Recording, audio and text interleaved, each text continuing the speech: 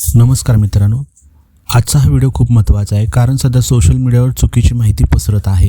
जुनी ई-KYC प्रोसेस, आपले सरकार, CSC, बायोमेट्रिक असे गैरसमज फार मोठ्या प्रमाणात पसरले आहेत।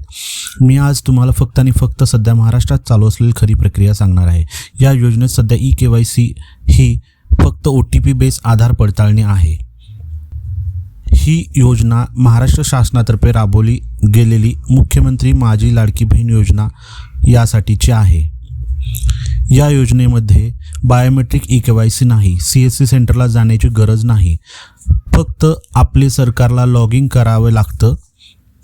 तिथं लॉग इन केल्यानंतर ई-KYC ऑप्शनला क्लिक केल्यानंतर तुमच्याकडे एक स्क्रीन ओपन होते, ज्याच्यामध्ये तुम्हाला लाभार्थीचा आधार नंबर पूर्ण टाकायचा आहे। त्यानंतर खालती 6 आकडी रिकॅप्चा दिसेल, पण रिकॅप्चा टाकण्यापूर्वी तुम्ही ते रिफ्रेश बटन क्लिक करा, म्हणजे प्रॉपर तुमच्या मोबाईलवर OTP येईल। बटन क्लिक केल्यानंतर तुम्ही स्क्रीनवर दिसणारा 6 आकडी रिकॅप्चा कोड एंटर करा, खाली मी सहमत आहेला क्लिक करा आणि OTP पाठवायला या बटनला क्लिक करा। हे केल्यानंतर तुमच्या आधार लिंक असणाऱ्या मोबाईल नंबरवर OTP लगेच मिळेल। मिळालेला OTP समोर दिसणाऱ्या स्क्रीनमध्ये एंटर करून सबमिट बटन दाबा। हे केल्यानंतर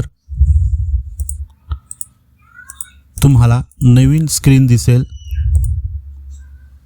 जिथे या नवीन स्क्रीनवर तुम्हाला विचारण्यात येईल की तुम्ही विवाहित आहात का अविवाहित। तुम्ही विवाहित सिलेक्ट केल्यानंतर तुम्हाला नवीन स्क्रीन दिसेल, जिथे तुम्हाला तुमची दुसरी स्क्रीन दिसेल, ज्यामध्ये पती हयात आहेत, पतीचे निधन झाले आहे घटस्फोटित, हे ऑप्शन सिलेक्ट करायला लागेल। हे सिलेक्ट केल्यानंतर तुम्हाला नंतरच्या नवीन स्क्रीनवर तुमच्या पतीचा आधार नंबर टाकायचा आहे आणि इथेही तुम्हाला रिकॅप्चा कोड न टाकता डायरेक्ट रिफ्रेश बटन दाबायचं आहे।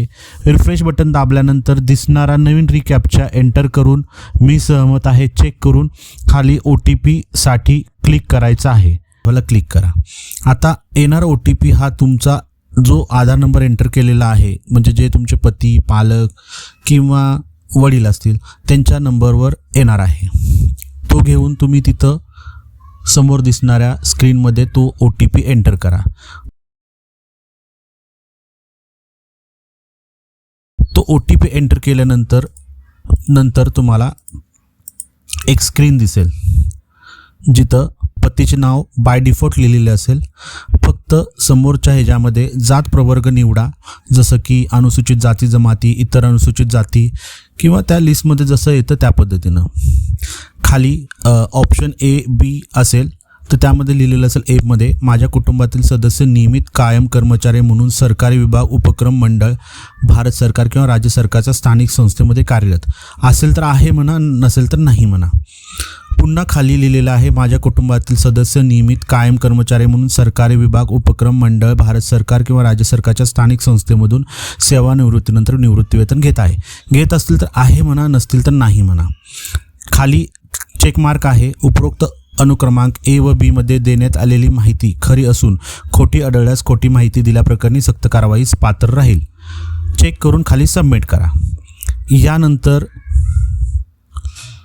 तुमचा आधार कार्ड, यानंतर तुमची ई-KYC पूर्ण होईल आणि स्क्रीनवर तुम्हाला मेसेज दिसेल, सक्सेस, तुमची ई-KYC पडताळणी यशस्वीरित्या पूर्ण झाली आहे। ह्याला कोणतंही मोठं नॉलेज लागत नाही, तुम्ही तुमच्या मोबाईलवरनं घरी बसल्यासुद्धा हे करू शकता। फक्त ह्यामध्ये तुम्ही गव्हर्नमेंटनं दिलेली जी काही अधिकृत वेबसाईट आहे तीच वापरा।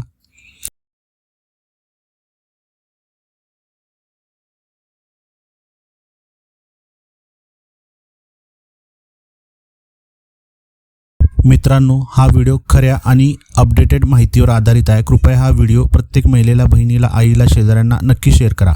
लाईक, सबस्क्राईब करा, बेल आयकॉन दाबा। धन्यवाद। जय महाराष्ट्र।